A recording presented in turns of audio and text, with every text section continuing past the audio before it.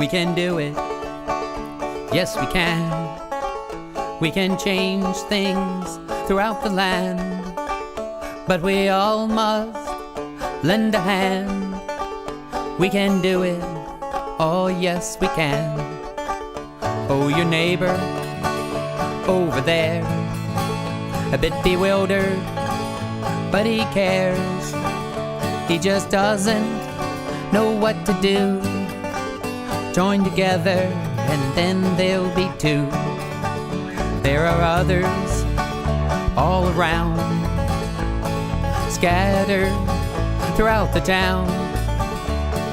Reach out and you will see your numbers swell to 3. We can do it. Yes, we can.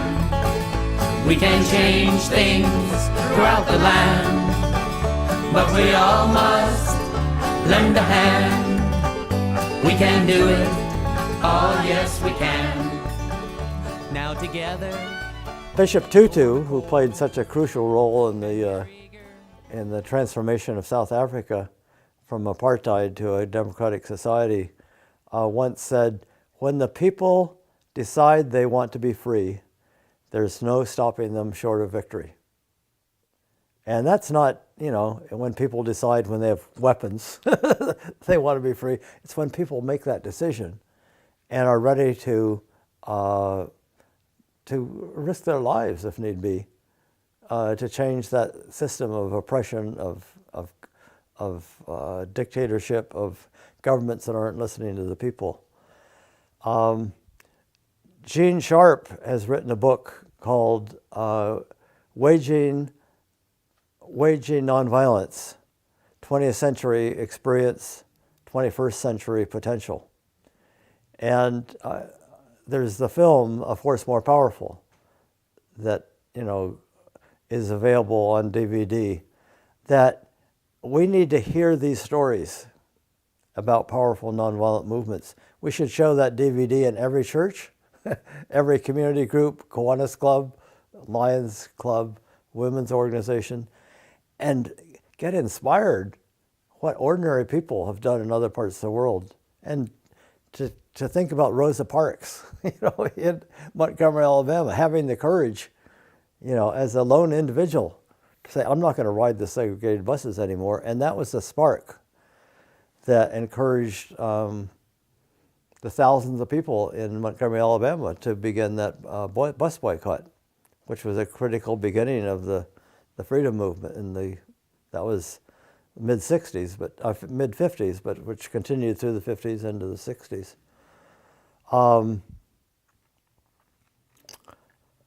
So I think if like Tutu says, if we the people decide we're no longer willing to put up with a world which is going to destroy the potential for life in future planets, I mean future generations, if we won't put up with a government that is putting half of our tax dollars into wars and preparations for wars, while cutting basic human needs, if we've decided that we want government that really represents all the people, not just the rich and the corporations,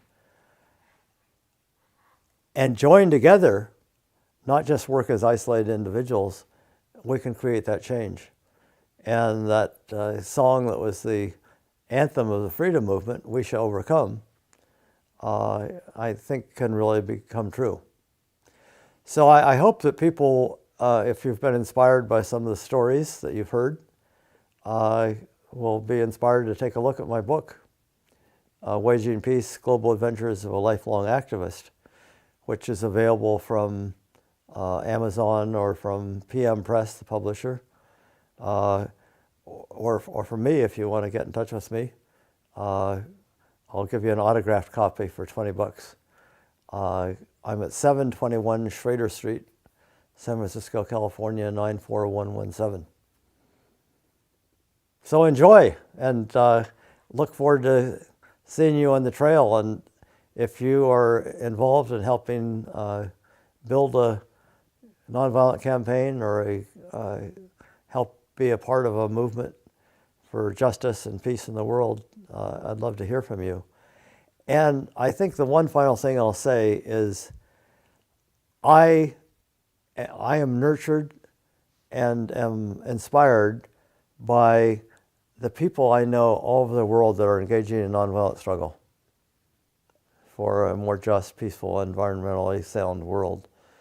And so I realize I'm not alone, and they're not alone. And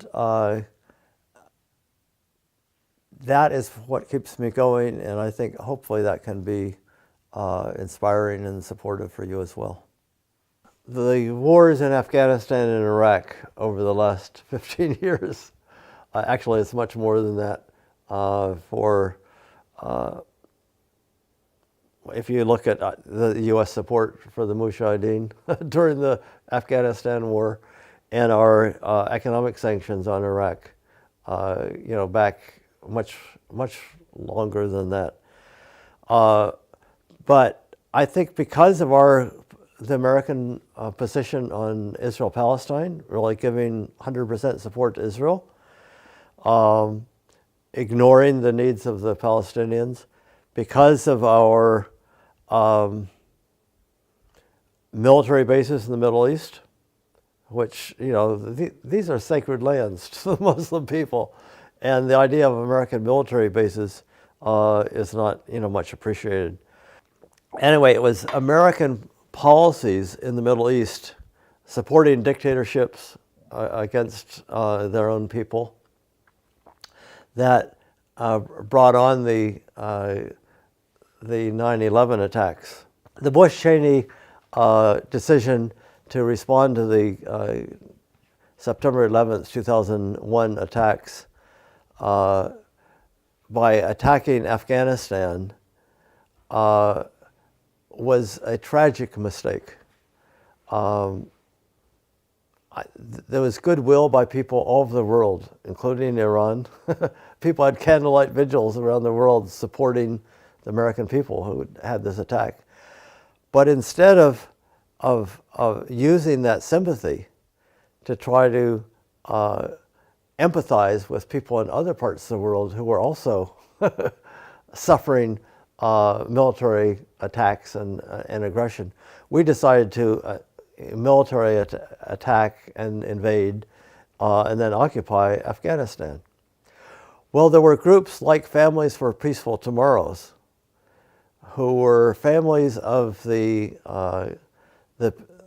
people who were killed on September 11th, 2001, who said, instead of revenge and counter violence, we want to use this as an opportunity to reach out to the humanity in one another. And so began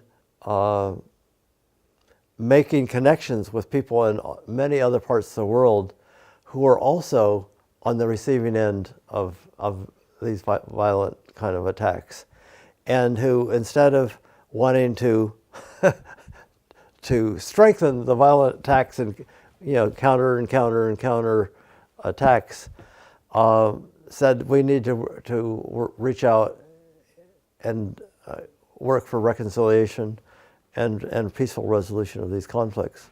The U.S. and Russia and China are playing a very dangerous game, or a number of very dangerous games. We all seem to be in the mindset, in the United States more so than anybody else, that military means are the way to resolve conflict or to achieve security. And so places like Ukraine, where there's been a coup d'etat against the elected government, which was supported by the United States, Ukraine has really been traditionally part of the Russian sphere of influence. I mean, it's right on Russia's border. It was part of the Soviet Union. And And there's been a split within people in the Ukraine. Some people wanted to be more pro-West, some people wanted to be pro-Russian. But the United States decided to help put in a very much pro-Western, pro-NATO kind of government, which included some quite fascist elements. People who had actually fought with Hitler against the Soviet Union during the Second World War. And Russia is scared stiff of these people. And to have a country which might become part of NATO, and which has American troops stationed there, right up on their border, and with American troops also in the Baltic countries with our tanks and heavy equipment, and in Poland, which is right on Russia's border, and in Czechoslovakia. This is Michael Clare has written that this is very similar to before the First World War, where everyone kind of showed their military muscle to try to avert war. Well, that's what we're doing right now with American tanks and Soviet tanks right on the border in Ukraine and in the Baltic countries and all over Eastern Europe. And it's like a game of chicken. You know, which side is going to stand aside and let the other side have their way, or is it's going to become a massive military confrontation, which will not only be at the expense of all the people that live in the area, but perhaps all of us. I mean, there's enough nuclear weapons to kill almost everybody in the world. And we're playing that game with the hope that the other side is going to give in.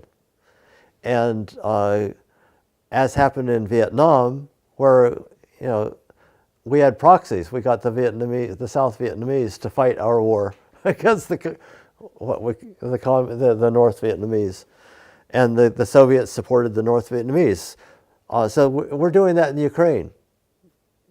The Russians are supporting one side, the Americans are supporting the other.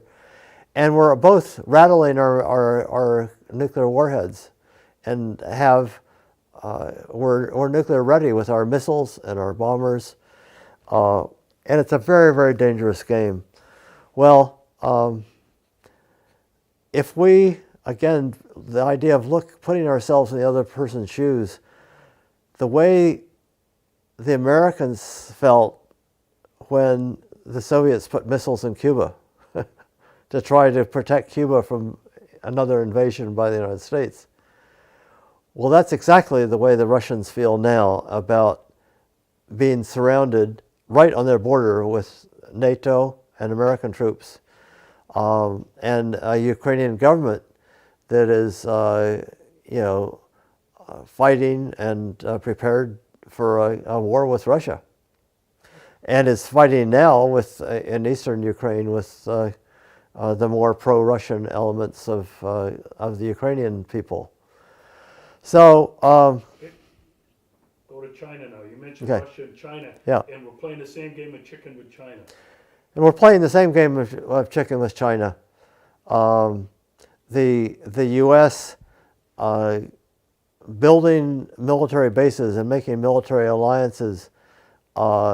Right now, there are military exercises with South Korean troops and American troops with bombing planes, with nuclear weapons capable planes going right up to the border of North Korea. And our military planes are challenging the Chinese on some of these islands off the China coast. We're getting an American military presence in the Philippines again. The Philippines spent years, decades, getting rid of American troops, and now they're coming back in some of our old military bases there. We're building military bases in Australia. We're making military alliances with Vietnam. And from China's perspective, and they feel they have a right to having friendly neighbors around them, the way the United States, I think, feels. We'd like to have friendly neighbors around us. So this could so easily, this is the Jeju Island that I mentioned, where the people there realize that they could be, it's not only this military base is not only destroying their lives and livelihood and sense of community, they could become a focal point for nuclear war because of this new massive military base, which will have American destroyers and all kinds of battleships ready to go to war with China. So it's a very, very dangerous situation. And the hope is that the American people, especially as Americans, we have a special responsibility for our own government, step back from the brink and say what I tried to say earlier around shared security. The only real security is if it's security for the Chinese, for the North Koreans, for the South Koreans, for the Vietnamese, for the Philippines, for the Americans, and for the Russians, and for the Eastern Europeans. It's security for all of us. It's not security for one at the expense of the other.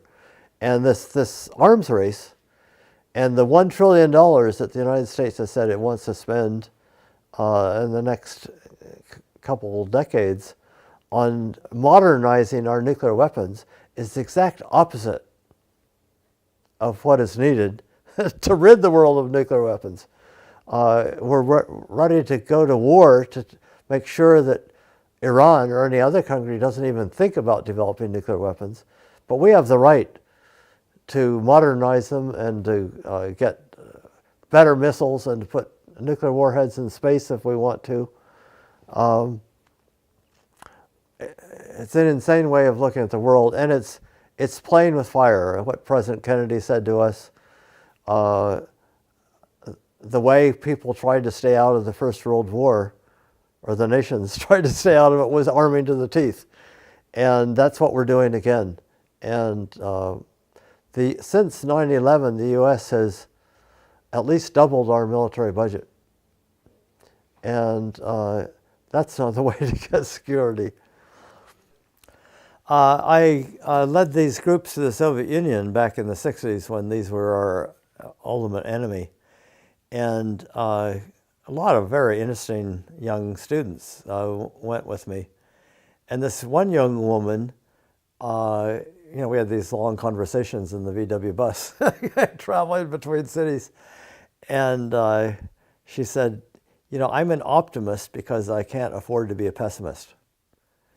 And, if you become a pessimist and give up, it's hopeless. And you feel there's nothing you can do. And the government has you right where they want you. Have people that are not going to give any trouble. They can bomb countries. They can, construct military bases. They can drone, kill innocent people. And the people do nothing. So that's what we do when we become pessimists. And so that's always stayed with me. That was 1962. So there was a group in Kosovo that called themselves the post-pessimists. And they were made up of both people of Serbian nationality and Albanian nationality who got together and thought, the pessimism is not doing us any good. So we can become post-pessimists. Martin Luther King said, among the amazing, powerful things he said throughout his life, he said, the arc of the moral universe is long, but bends toward justice.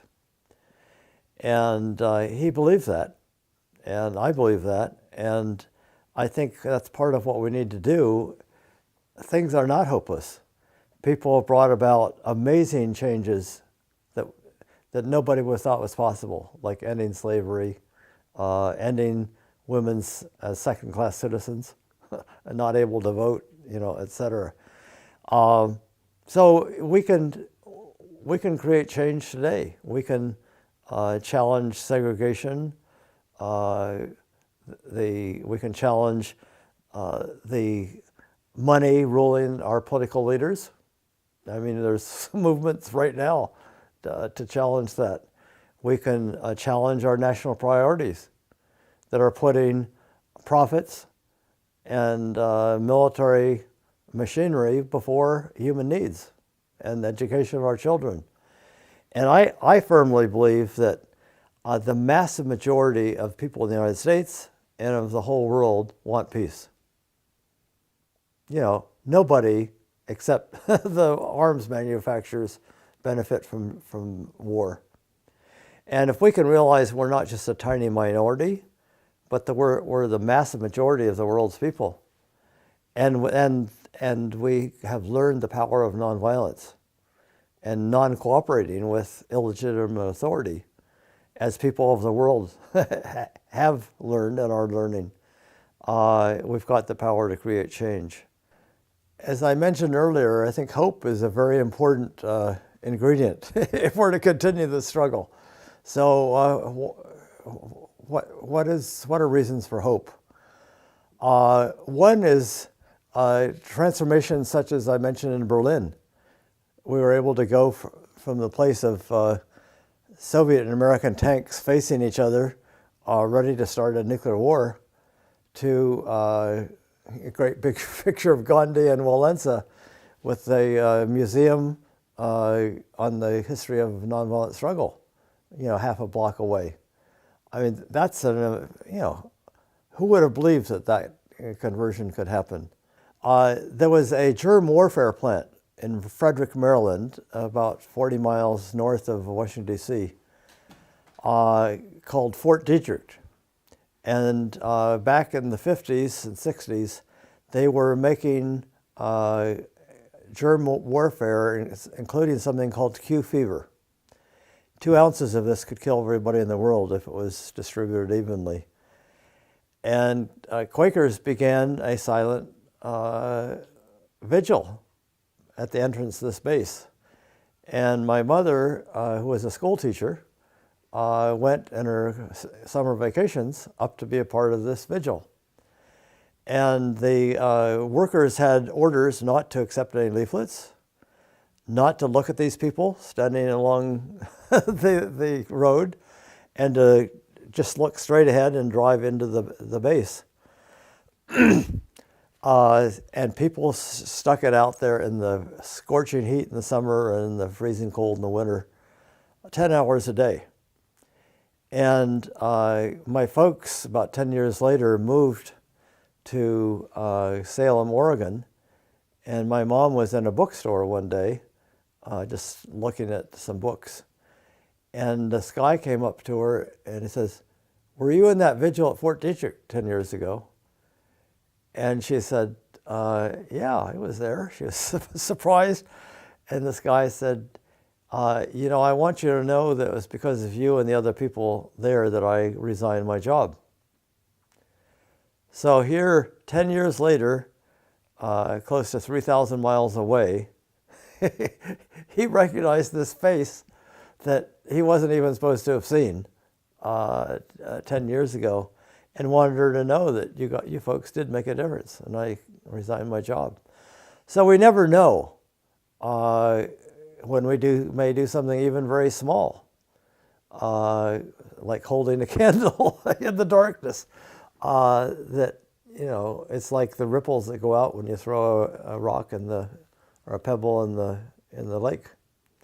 You never know where that's going to end up.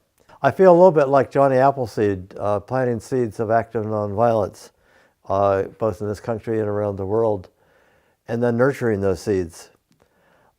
I never know where those seeds will land or where they'll take root, but it's very inspiring to see active nonviolent all around the world. At the end of my book, I talk about, I share resources for further study and action.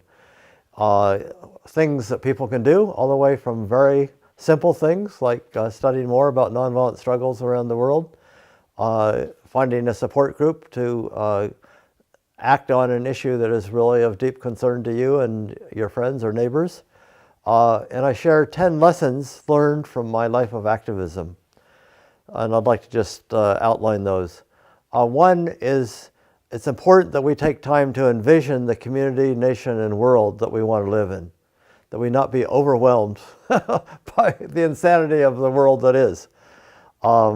That can be an inspiration for us to help build toward that kind of world. My own vision is a world without war, where there is justice for all, where we have love for one another, where there's peaceful resolution of conflicts, and we live in a way that's environmentally sustainable. Second is to realize the oneness of all life. We're all one human family. We need to understand that deep in our souls and act on that conviction. Third, we need to realize that nonviolence is a powerful force. As Gandhi said, nonviolence is the most powerful force in the world. It is an idea whose time has come. People all over the world are organizing nonviolent movements to bring about change. And as we've heard from Erica Chenoweth and Maria Stefan in Why Civil Resistance Works, nonviolent movements over the last 110 years have been twice as likely to be successful.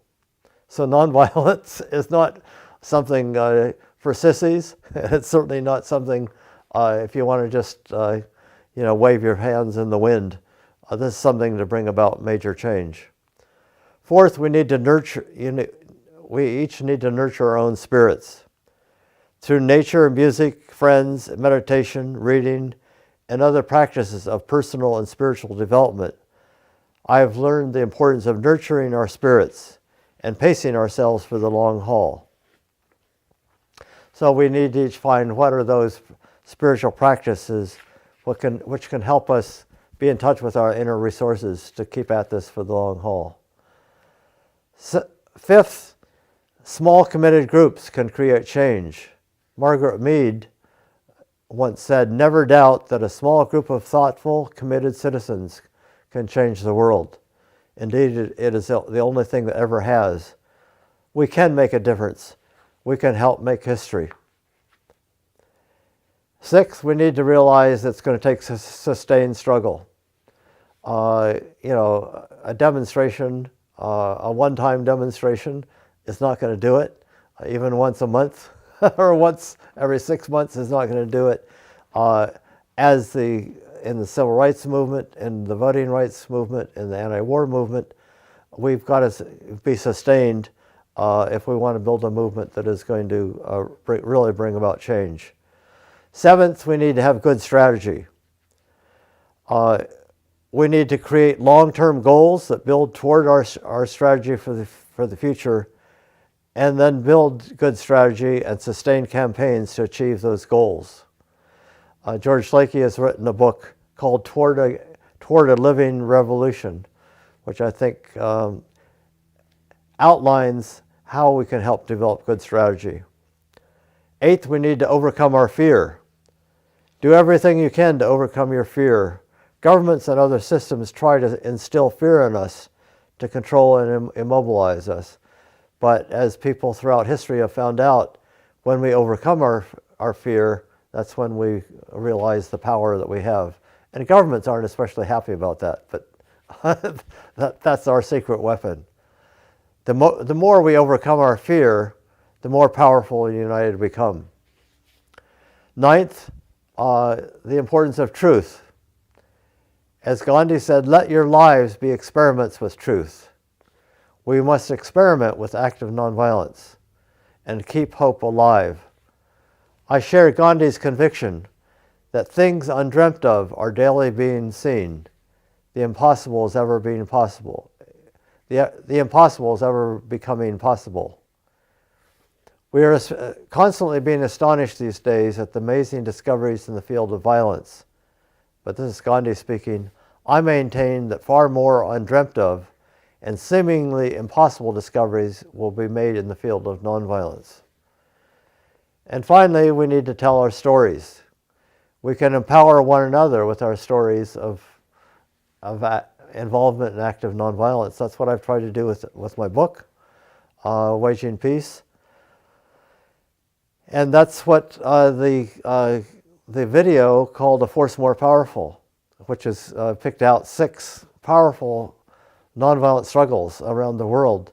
The sit-ins in the South, the Gandhi's movement in India, the nonviolent resistance to Hitler, saving the Jews in Denmark, the Solidarity movement in Poland, the movement to end apartheid in South Africa, and the nonviolent overthrow of Pinochet in Chile.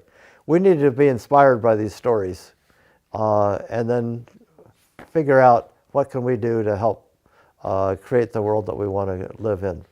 So these are some of my lessons learned, and I look forward to hearing and seeing some of your lessons learned and to hear some of your activities, which I firmly believe that together we shall overcome. That was a wonderful song that inspired us in the civil rights movement, but I think can continue to